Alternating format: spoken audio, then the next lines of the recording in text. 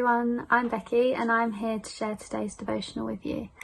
So, just before isolation, a few of us in our group felt like we had the same word from God, which was that we were to go back to the basics. And as I was praying and thinking about what to share with you guys, I just realised how timely that word was, and hopefully got us into good practice to spend time with God daily. But it's also hopefully a word that is helpful to the wider church as well. So the basics, I feel, are the simple ways we spend time with God in the quiet time. So our worship, prayer and reading the word. These aren't new things, and I think that's the point. But things, whether we are working or isolating, that we can do and make time for. I feel like it is so important to go back to the basics because it's good for us, but also because I feel like the basics enable us to do the things that aren't really that basic. One of the most influential videos that I've ever watched is about this guy who was basically challenged to spend time with God every day. And basically this guy came up with a whole load of excuses as to why he just didn't have the time, and I felt like I really related with some of those, which were working and having young children and just being tired all the time. And so all of those excuses are valid, I feel, but equally were all excuses. And so after a couple of months, the guy decided to put that into practice. And when asked what he does with this time with God, he said this: I sit in the chair, have a cup of coffee, read God's word. I try to make sense of it. I ask him to speak to me by his word. I meditate on it and try to apply it to my life.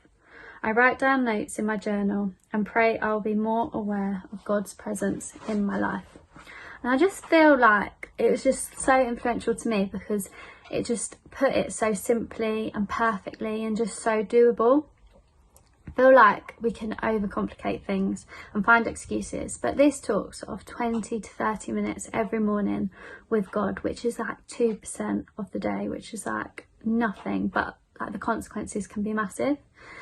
The best bit of the video is when asked how this time with God was going, his wife responded, what happens to him when he sits in that chair has changed him. It has changed his life. And I just think wow, that could be all of us changed by God's word every day. Imagine us all on a Sunday changed by God's word. Imagine us as the church scattered in the week all changed. Think of the implications it could have on us personally, on our families, our friends and our communities. That could be huge.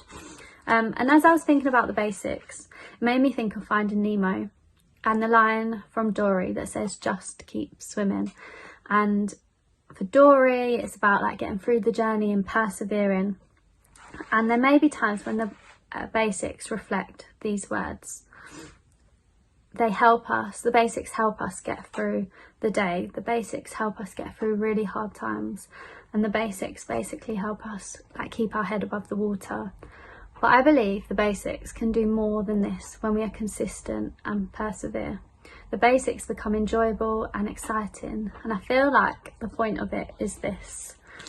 I'm going to read a few verses from Romans 8 verse 5 to 9.